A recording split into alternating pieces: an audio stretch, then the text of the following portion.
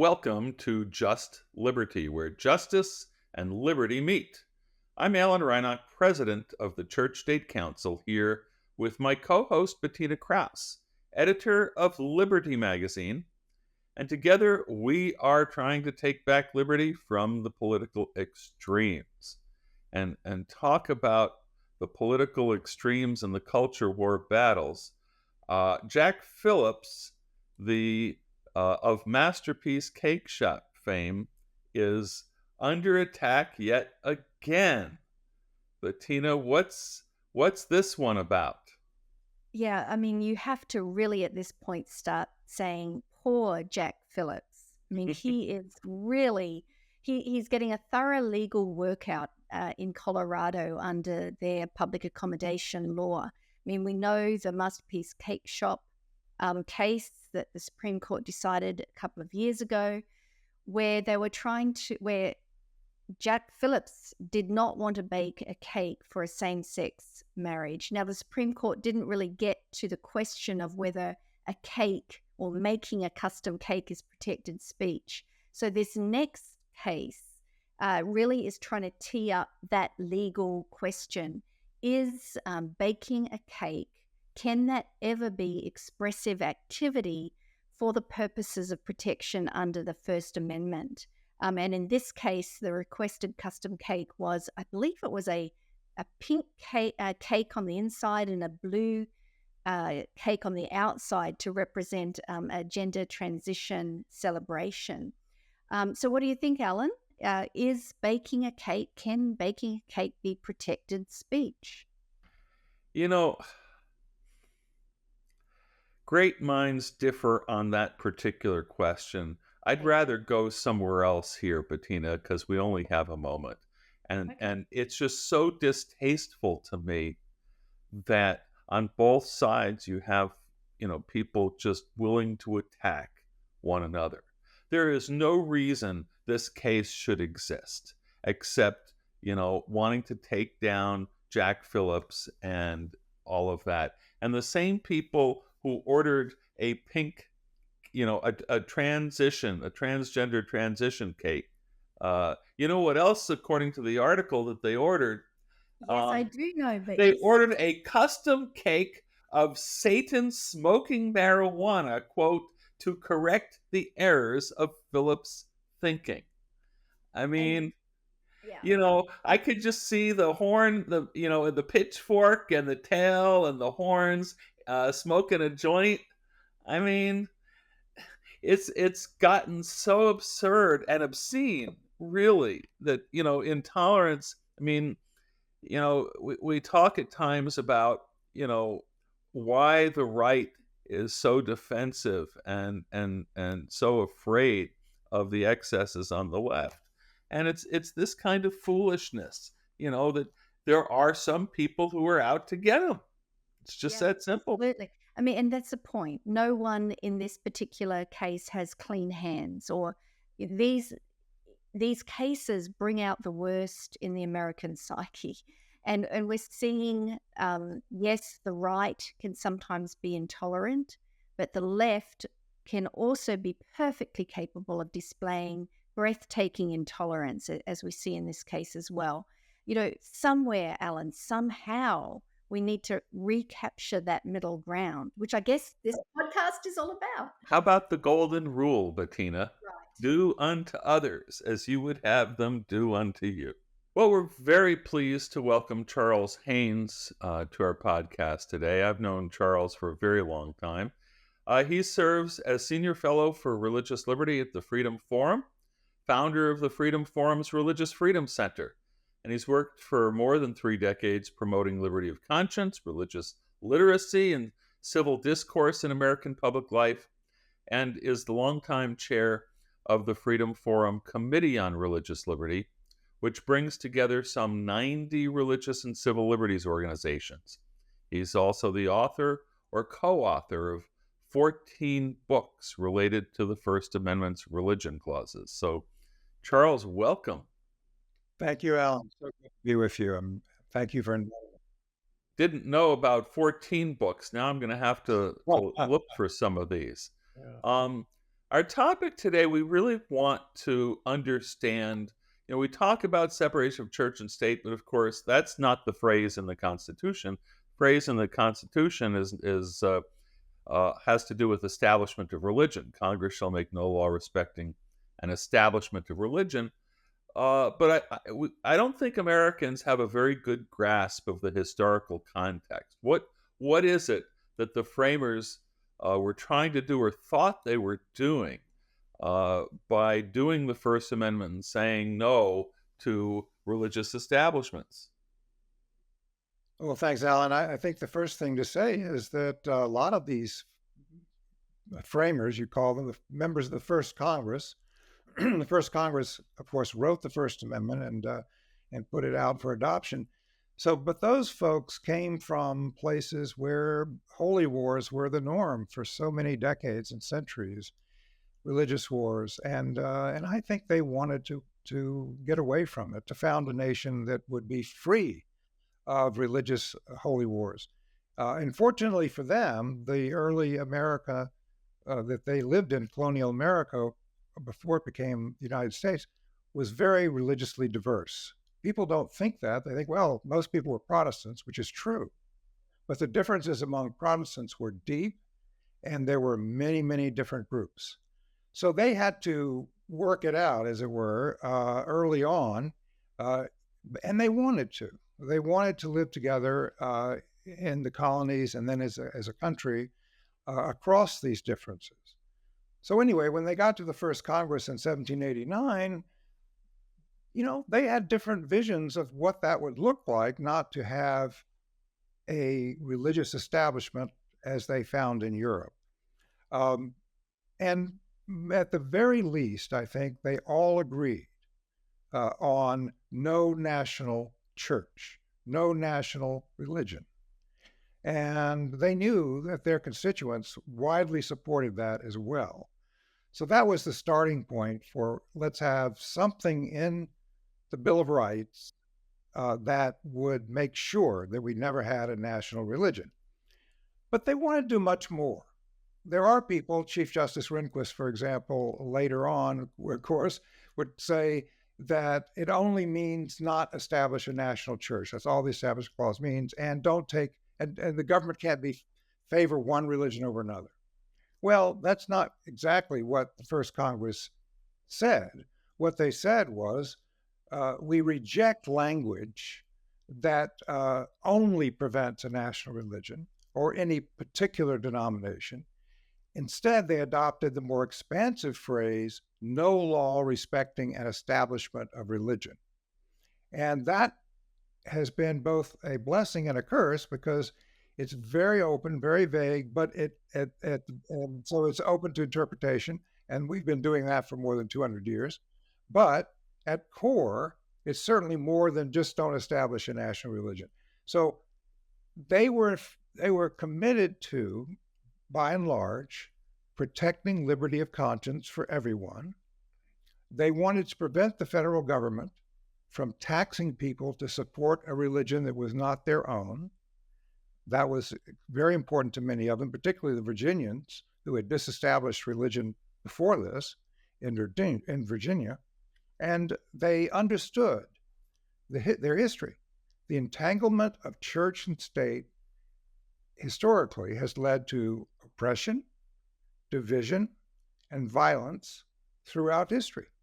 In fact, we look around the world today and it's still the same story. Wherever you find religion and government entangled, using one another to rule the country, as it were, you find people repressed, you find people without religious freedom and without protections for conscience.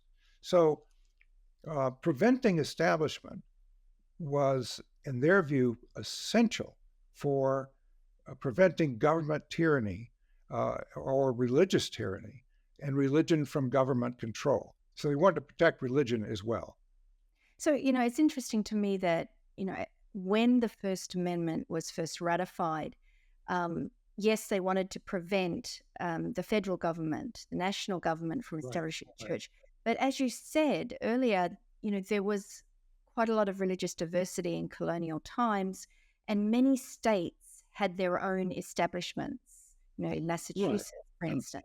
Right. And so this idea of establishment, I guess they started it at the national level, this sort of disestablishment idea.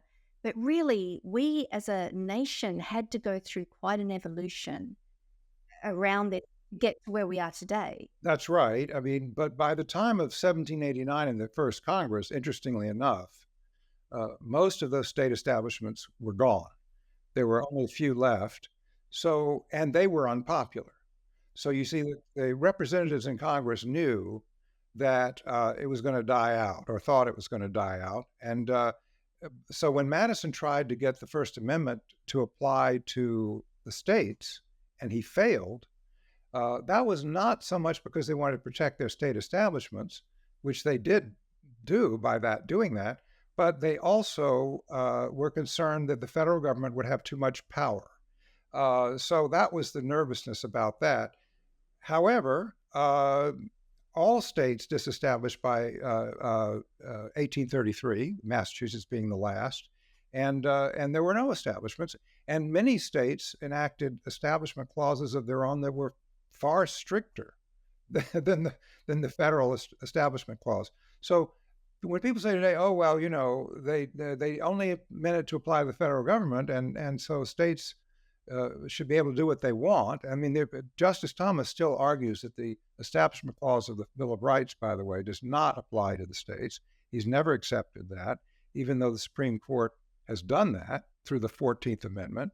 But anyway, that's why we don't have a lot of First Amendment religion cases before the 1940s, because any prohibition on establishment was only on state level. Under the federal Constitution, only the federal government was limited by the Establishment Clause. But because of the Civil War amendments, because particularly the 14th Amendment, the Supreme Court decided in the 20th century that the word liberty in the 14th Amendment included the liberties in the First Amendment. And one by one, they explicitly incorporated the liberties of the First Amendment through the 14th Amendment to all the states. And so since that happened, it happened to the religion clauses in the 1940s. Since that happened, of course, there have been hundreds and hundreds of Supreme Court cases on religious liberty, because now no establishment and pre-exercise, those principles in the First Amendment could be invoked by people and to protect their rights in all levels of government. So you mentioned that one of the explicit purposes of the Establishment Clause had to do with government funding, not taxing people to support other people's religions, right? So how the Supreme Court these days, though, has really abandoned that whole concept, right? Well, it's let's just say it has weakened it. I think this has become a little bit of a shock to people who assumed that separating church from state, I mean, the word separation of church and state may not be in the First Amendment, but no establishment of religion essentially means you separate church from state. The question is not, do you do that? It's how much separation? What does it look like? That's been our battle in the United States. Everyone agrees that the government can't, have a religious monopoly, and everyone agrees that religions can't rule the government. But beyond that, what does it look like? And so the Supreme Court has struggled to define what no establishment or separation of church and state looks like since 1947, and they have developed different tests. So if the situation passes a certain test, then it's constitutional. If it fails, then it is not. So funding issues have been some of the most frequent court cases in religious liberty before the Supreme Court, and the Lemon test, it's called. It's a very famous one. that the court no longer uses, but Lemon was for many years the kind of way that all levels of government kind of measured whether they were beginning to cross the line and promote establishment of religion by doing something that primarily promoted religion. So we had this test, and then that began to fall out of favor in the 80s. We had two more tests. Justice O'Connor had her endorsement test, which pretty close to Lemon. That is anything that looks like the government is endorsing religion, either religion in general or a religion, is a violation. And so it's kind of Lemon collapsed into that principle. And then Justice Kennedy came up with a coercion test. So his concern was, is the government doing something that coerces people into, a religious practice or view or support of a religion not their own? And it had some teeth, but it was certainly not as strong as Lemon for separationists. But accommodationists gradually grew in strength on the court in that period. And so decisions began to move away from the more strict separation decisions of the 50s and 60s, school prayer decisions and so forth, much stricter separation. By the 80s and the 90s, the court had already begun to be more accommodationist. In other words, finding ways for religion and government to, have a relationship. So it wasn't complete separation, as long as government wasn't directly funding religion and wasn't doing anything to control religion, and as long as religion weren't enacting their theology, as it were, into law or practice. So there was this accommodationist period. And so this new period is, I think, taking accommodationism to a next level, if you will. And you're exactly right. Some people think that means they've abandoned this notion that direct funding of religion, at the very least, is unconstitutional under the Establishment Clause. How could it not be? Because if the Establishment Clause means anything, it means you don't tax people to fund religion, particularly a religion not their own. That was the whole battle in Virginia for disestablishment, was over whether or not Virginia could give tax money to the church. And then Henry proposed, well, maybe we should have a model where they give tax money to all the churches, right? And that was rejected by Virginia, and complete disestablishment took place. And that was the model for the federal. Virginia was the biggest state, and that was the model for the federal No Establishment Clause. No funding for religion, right? Well, today, we've already passed the point where there's, indirect funding was permitted before this court. A charitable choice, when Congress passed that, opening the doors for religious groups to be treated the same way as other groups applying for federal funds, a lot of money began to flow to religion for their charitable work.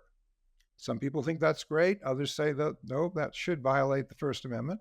But the court said, no, that doesn't directly fund religion. It indirectly maybe. If religions get lots of money from the government, money's fungible, right? They can use other monies for other things. So it doesn't make much sense, but that's the argument. So indirect funding became constitutional. Direct funding, however, is the issue now. It's one thing, say, to fund development and relief work.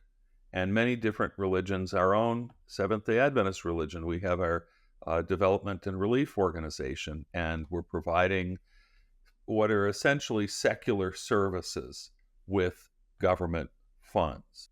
With safeguards in place. In theory, there are safeguards in place. But now, I moved to Arizona, and the state of Arizona is giving in excess of $5,000 for every kid in private school, 80, 90% of whom are attending religious schools. So, I mean, there's direct government money going to the teaching of religion, teaching our young people religion. Now, I had my kids in church school. I'm a big believer in church school, but I'm also a big believer in, well, a very simplistic notion that, what do we call schools that are funded by the government? We call them public schools. Yes, but let me ask if the Arizona arrangement isn't the argument there, which I think is also being eroded, but isn't the argument there we're aiding the parents and the family to make it to go to their school of choice, whether it's religious or secular, and the court kind of went over that boundary with upholding vouchers, and so since the court said that that is a form of indirect aid, it doesn't aid religion directly, we're going to allow that. The real issue started popping up, though, in more recent cases, and you're pointing to where we are now, the fight we're having now about this, in a case called Espinoza versus Montana Department of Revenue. The majority of the court said that the state was not required to support religious education, but if it did have a program to help education, it couldn't exclude religious schools from applying for that state tuition program. So that became this court began to move toward what I call, and some others have called, even-handed neutrality kind of approach to the Establishment Clause. In other words, whoever applies for this fund, secular or religious, should all be treated the same way. Well, that's pretty much beginning to erase the principle that the government doesn't fund religion, because now the funding is becoming more and more direct. In that case, it had to do with a parking lot. It had to do with a number of things: tuition, parking lot. It had to do with. But then in Maine, after that case, more recently, I guess it was in 2022, a case called Carson versus Macon, right? In that case, this court said, demonstrated that it was willing to go even further, and I think that's what you're pointing to. And they were saying that even what they're characterizing as kind of even-handed neutrality under the Establishment Clause means that Maine can't exclude religious schools from a state tuition program in a way and even if it's used ultimately to fund religion classes or religious education, that's okay. So that signals that what is left of the funding, prohibition of funding religion from government. We're not sure, but it doesn't seem to be a lot left. So, we're having this discussion about constitutional jurisprudence, and that is taking place at a certain level. But there's a whole other conversation that's taking place at the popular level.